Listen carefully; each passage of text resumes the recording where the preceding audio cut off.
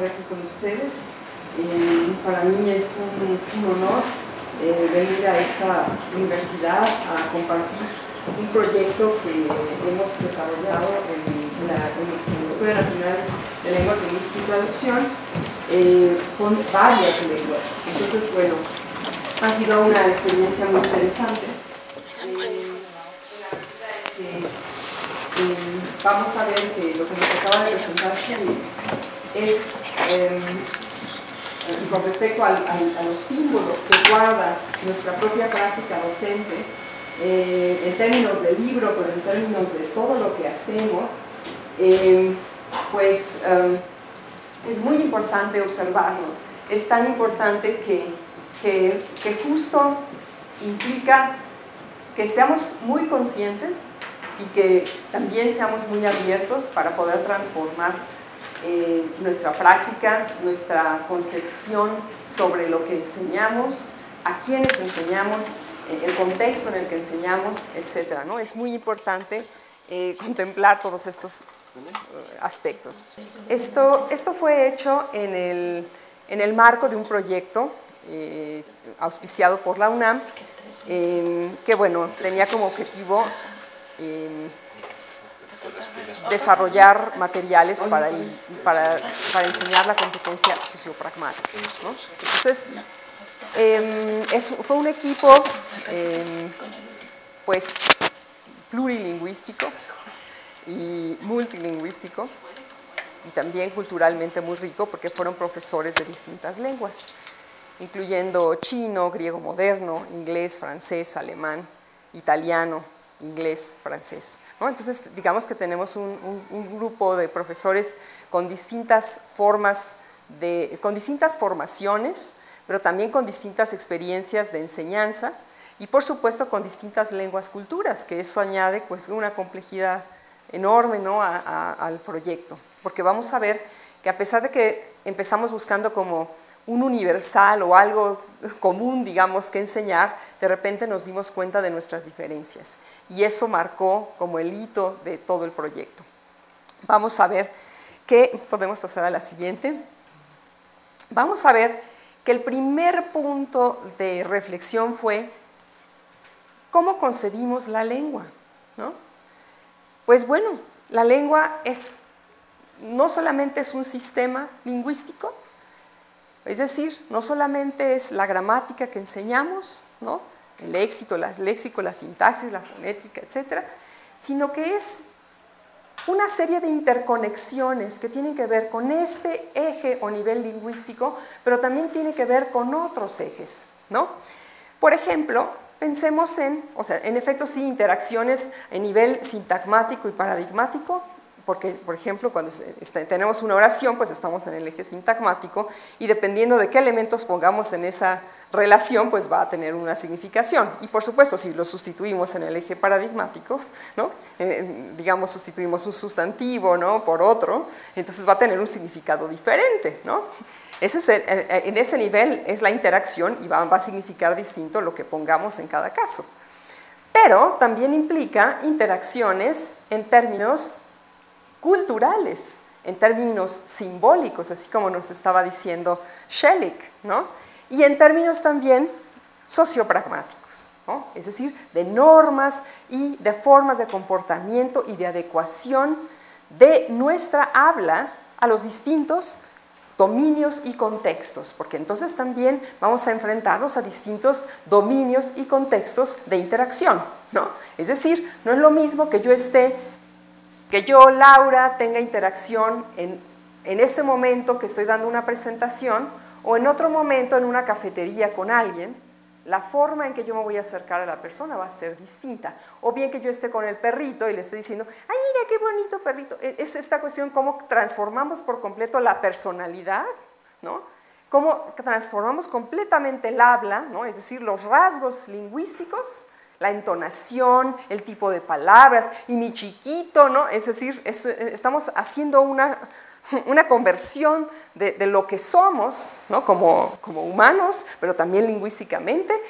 ¿Por qué? Porque estamos presentando este sistema lingüístico en un entorno distinto, ¿no? Y nos vamos a asumir como personas distintas. Pero también tenemos los factores etnográficos de la comunicación. Los factores etnográficos de la comunicación tienen que ver con, por ejemplo, los gestos, las miradas, el lenguaje corporal. También tiene que ver con si le estoy hablando a una persona de edad o a un niño, como decía yo ahorita, o al perrito, y esas marcas van a estar ahí, ¿no? Van a estar presentes como una etnografía que observamos. O sea, si ustedes observaran su habla a lo largo de todo el día, se levantan, saludan a su mamá si tienen hermanos o qué sé yo, salen y cómo saludan a las personas que están a su alrededor, al de la tiendita o qué sé yo, hasta que llegan al salón de clase, ¿no? Cómo van observando ese cambio, ¿no? En ese día, ustedes van a ver cómo van cambiando sus formas de expresarse. Igual, por ejemplo, en el salón, esto que nos compartía Shelik, ¿no? Con respecto al salón, si hacemos una etnografía de la comunicación, pues podemos ver muy bien esos símbolos que subyacen a, pues, digamos, a los entornos culturales anglo y, bueno, cómo esos son distintos o diferenciales de nuestros propios entornos, ¿no? De enseñanza, en muchos de los casos. Ahora, la variación lingüística, pues, tiene que ver con, pues, ahora sí, con estos cambios. Por ejemplo, si yo soy de la costa, yo voy a hablar así.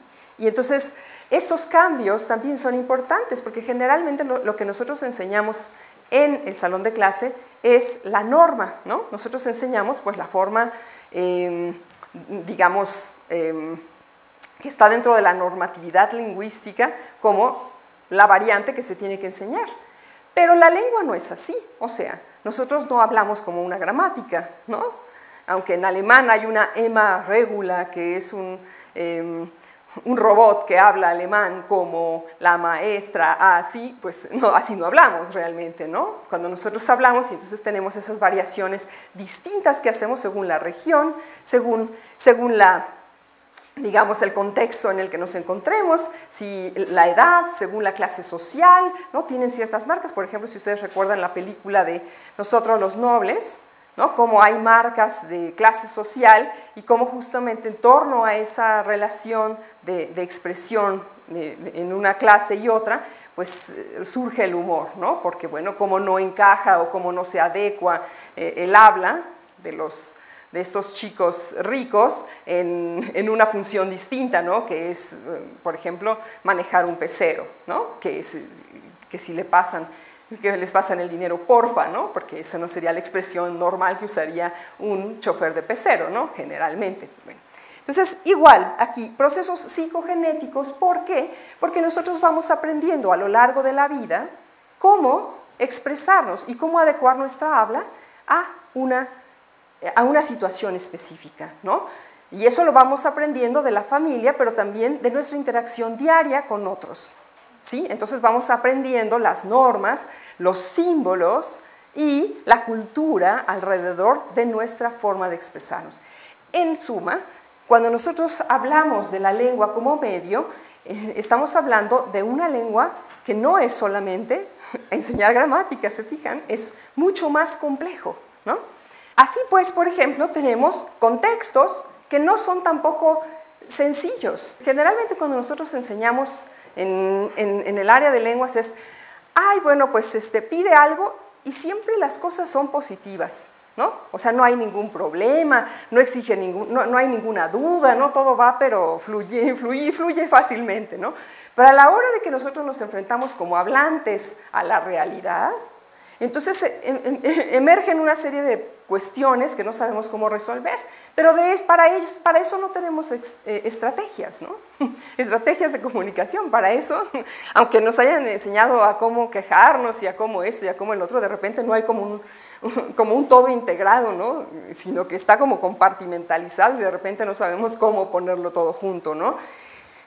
O los factores etnográficos de la comunicación de los que ya les hablé, el ajuste a los contextos cognitivos de aprendizaje, porque también no es lo mismo enseñarle a un niño que enseñarle a un joven, que enseñarle a un adulto, ¿no?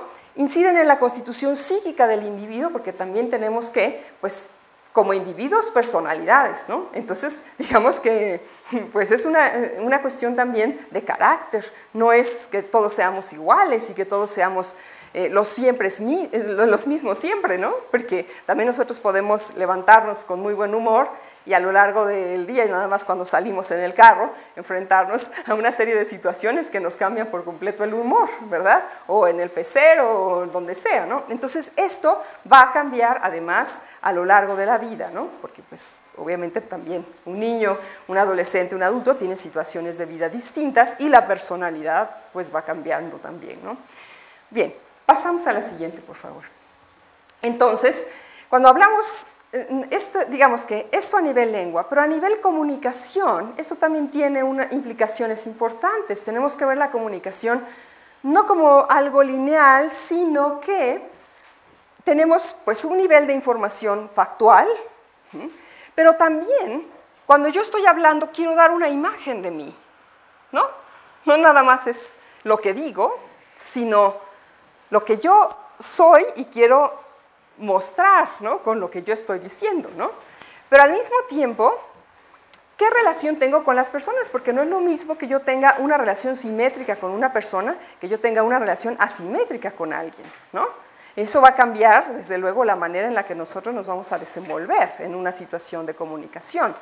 Y también, en la parte de atracción, ¿qué efecto quiero yo provocar en quien me está escuchando, ¿no?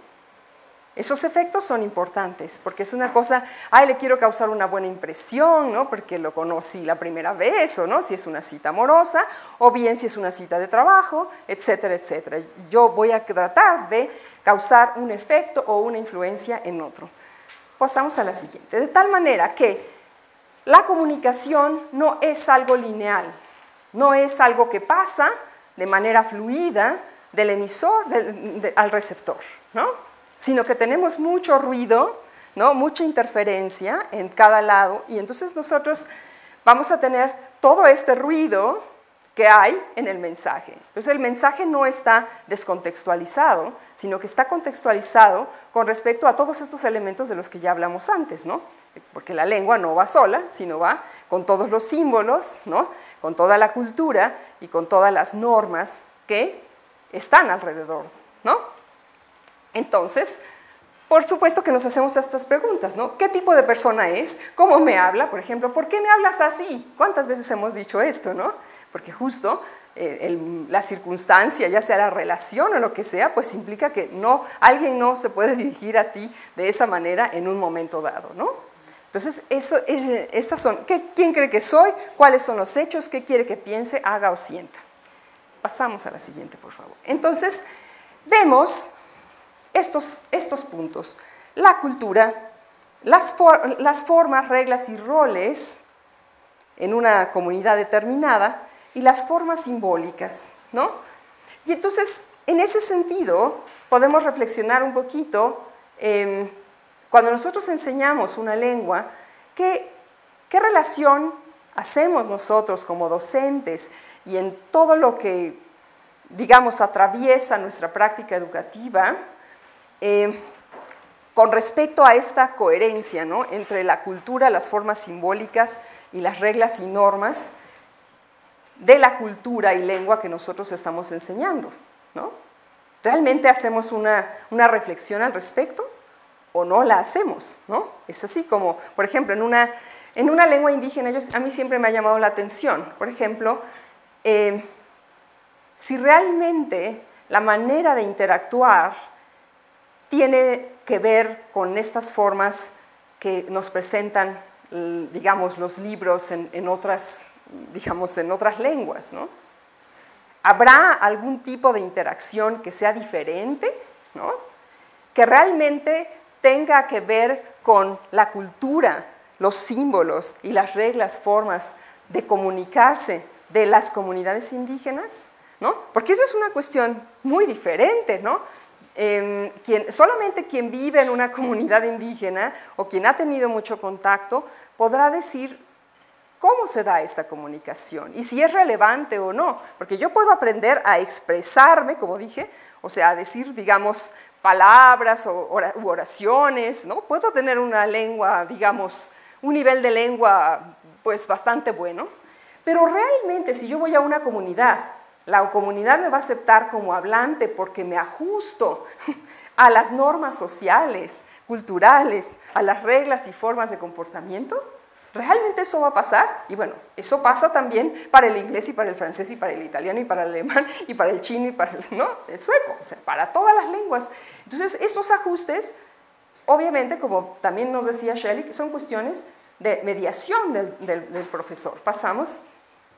Entonces, por ejemplo, si nosotros tenemos un acto de habla, nosotros podemos hablar, bueno, de la Feria del Libro de Guadalajara, que fue lo primero que se me vino a la cabeza. Pero ahí en esa situación podemos tener distintos eventos de habla, ¿no?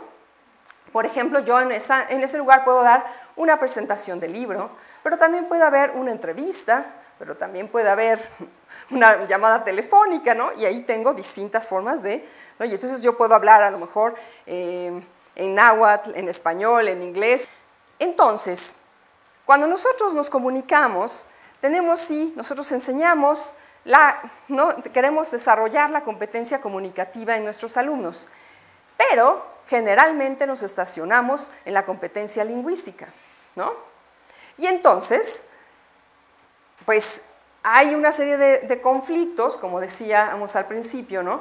De repente, cuando la lengua no va de suyo, como no fluye fácil, ¿no? Y cuando nos enfrentamos a problemas de tipo cultural, social, al interior de una comunidad y de la interacción con los hablantes, entonces, ¿qué pasa? Nos conflictuamos, nos alejamos digamos, de alguna manera de la cultura y de la lengua. No, mejor yo ya no, o como decía Shelley, pues como esas representaciones que están en ese libro no van conmigo, pues entonces yo considero que no debiera aprender la lengua, o que eso no es lo mío, o que, ¿no? Este tipo de reacciones. Pues bueno, la idea sería ir de la competencia comunicativa hacia una facilidad compartida que se va a enfocar en qué es lo que sucede, ¿no? Hay un conflicto de comunicación y en ese conflicto de comunicación lo que vamos a tratar de hacer es sí, identificar cuál es el conflicto y eventualmente tratar de comprender cuál es ese conflicto y finalmente llegar a desarrollar estrategias que nos permitan llegar a una solución de un problema de comunicación específico. Entonces, claro que eso tiene implicaciones a nivel enseñanza, ¿no? Y entonces aquí este es un concepto de actividad que co-construimos los miembros de este equipo de investigación y entonces nosotros pensamos que hay que involucrar al alumno en una actividad cognitiva que le sirva como de experiencia para darse cuenta de cuando hay un problema de comunicación, ¿no? Como que realmente lo identifique a partir de pues, la muestra de videos, ¿no? De interacción real, ¿no? con la gente, y luego que trate de comprenderlo a través de actividades de reflexión y luego, bueno, pues que sea capaz también de pues, interactuar, ¿no? Desarrollar algunas estrategias que le permitan pues, resolver un problema comunicativo específico.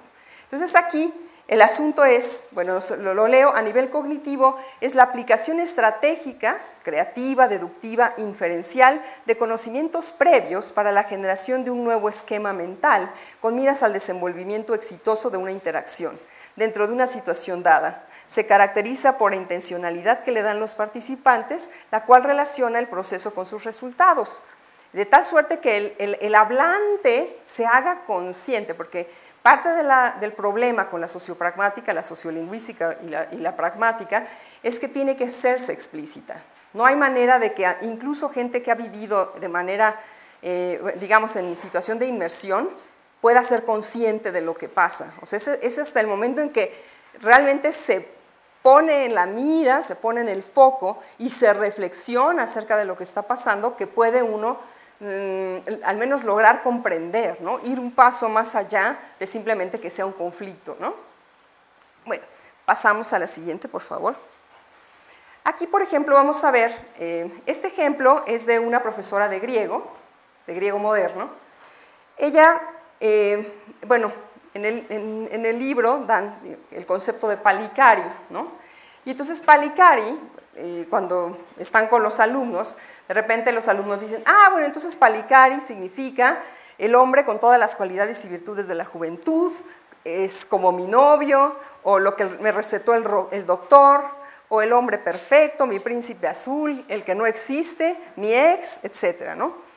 Pero el asunto es que palikari no es una palabra literal, ¿no? Digamos, de un, ¿cómo se llama? Por decir, no hay a veces sinónimos, ¿no? Tenemos que contextualizar qué significa palikari para un contexto griego. Entonces, por ejemplo, dice, bueno, esto es lo que pone la profesora, ¿no? Pero ¿cómo? ¿Es algo que le puedes decir indistintamente a tu papá o a tu novio? ¡Qué raro! Sí, qué horror. ¿Y cuándo le puedes decir a uno y a otro para que signifique lo que quieres? Sí. ¿Cuándo y cómo se usa? Porque aquí no dice el libro, ¿no? Entonces el libro, ¿no? Y ahí entonces es la pregunta de cómo lo contextualizo y pues es ahí donde entra el profesor, ¿no? Podemos pasar a la siguiente. Entonces aquí, por ejemplo, las nociones semánticas de palikari, un hombre valiente, una persona valiente, un hombre, porque palikari no se le dice a una mujer, ¿no? Un hombre joven, incluso un niño, un hombre mayor que puede realizar acciones que no haría nadie, o que aún hombres jóvenes todavía no pueden. Y entonces, ¿cómo, digamos, esas definiciones tienen incidencia en pues, la manera en que los enseñamos, como justo les decía Schelling hace un rato. Y entonces nos vamos formando representaciones o conceptos de quién puede ser un palikari, ¿no? Podemos pasar a la siguiente. ¿Qué sucede entonces a nivel cognitivo, ¿no? Pues aquí tenemos que palikari puede ser el nieto, pero también puede ser el abuelo. No podría ser ni la nieta ni la abuela, ¿no? Por ejemplo. Y entonces aquí, pero todavía nos falta un paso más, ¿no? ¿En qué momento podemos utilizarlo? ¿Cuál sería el contexto, ¿no? Para utilizar palikari, ¿no? Porque no podemos utilizarlo en cualquier momento. Y entonces, aquí entra la cultura, ¿no? La intencionalidad del hablante, ¿no? También. Y entonces, aquí empieza, ¿no? En lugar de mostrar la parte nada más de la gramática, decir, ah, bueno, pues palikari significa hombre valiente, ¿no? Y entonces, en vez de que los alumnos hagan como digamos, sus conjeturas con respecto a qué significa palikari, la profesora pues, les da una definición, podemos pasar a la siguiente, les da una definición del diccionario, qué significa palikari, y todas las acepciones que hay en términos culturales del palikari, y entonces después pasa a una siguiente actividad en la que le pide a los alumnos que ellos identifiquen en qué caso sería un palikari. Aquí, por ejemplo, vamos a poner el ejemplo del café. Este es un ejemplo muy bonito de otra colega que se llama Patricia Ángeles Delgado. Nosotros estamos acostumbrados a tomarnos el café, y entonces el café pues, es algo que existe internacionalmente, pero que no es lo mismo en todas, sociopragmáticamente no es lo mismo en todas las lenguas, ¿no? Entonces, por ejemplo, aquí hay que reconocer la dimensión comunicativa de la lengua extranjera que enseñas, hay que hacer ver el uso de la lengua está implicada inherentemente en los aspectos pragmáticos, social y cultural, y también hay que desarrollar la sensibilidad ante las distintas maneras de ver el mundo. Entonces, aquí el café en italiano no es lo mismo que café en México, ¿sí? Entonces, vamos a echarnos un café contra facciamo un café, ¿no? Es diferente, ¿no? Echarse un café en español que facciamo un café en italiano es una cosa distinta sociopragmáticamente hablando. Si nosotros vamos a cualquier cafetería, a lo mejor podemos decir, me da un americano, un cappuccino, un expreso, un mocha. Pasamos a la siguiente, por favor. Bueno, usamos un adjetivo para decir, a lo mejor incluso un mocha macchiato, un no sé qué, ¿no? Entonces vamos identificando qué queremos, ¿no? Específicamente. Y bueno, también el tamaño, y bueno, hay una serie de palabras que pueden además significar cosas diferentes. Por ejemplo, la experiencia de ir al Starbucks a pedir un café, pues es la cosa más extraña culturalmente hablando, ¿no? Entonces, bueno, ¿y cuánto tiempo le toma? Por supuesto, ¿no? Podemos pasar a la siguiente. Bueno, un café expreso.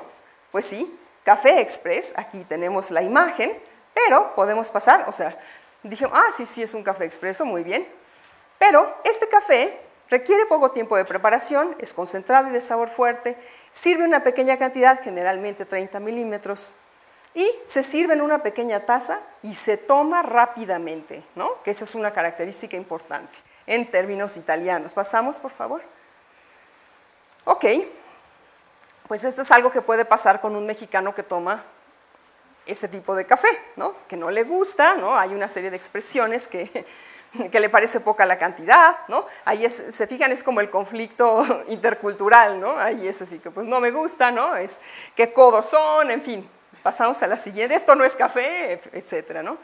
Pero bueno, este es el interesante, ¿no? Aquí tenemos una forma de café, no es la única, obviamente, ¿no? Pues el Nescafé, el agua que vamos a hacer, ¿no? Con el Nescafé, ¿no? Ahí vamos a hacer nuestro cafecito. Pero también tenemos el café de olla y tenemos también esta otra manera de hacer el café. En Italia esta es la cafetera, ¿no? Y además es una cafetera muy compleja, si podemos ver después las partes. Y se puede además poner la cafetera en la estufa, que además la estufa es diferente, ¿no? Entonces, algo que pasa cuando nosotros tomamos café a la italiana, pues a lo mejor puede ser que, como hacemos muchos cuando no sabemos cómo pedir o cómo salir de una situación de ese tipo en la que obtuvimos algo que realmente no queríamos, ¿no? A lo mejor se siente obligado a tomárselo a pesar del sabor, quiere otro poquito, pero no sabe cómo pedirlo. Podemos pasar a la anterior. Y piensa que los italianos son codos, ¿no? Entonces, sí, en efecto, café y café comparten algunos significados que tienen que ver con la semilla del cafeto, con la bebida que se hace por infusión, con esta semilla tostada y molida y con el lugar donde se consume, ¿no? Pero hay diferencias y sobre todo en términos sociopragmáticos, en una situación comunicativa. No tienen, por supuesto, las mismas implicaciones y decir lo contrario en una clase de lengua sería justamente, pues, un desatino, ¿no? Dejaría a los alumnos sin una parte importante de la información y en español tenemos el término café y bueno, la cultura del café está determinada por distintos aspectos.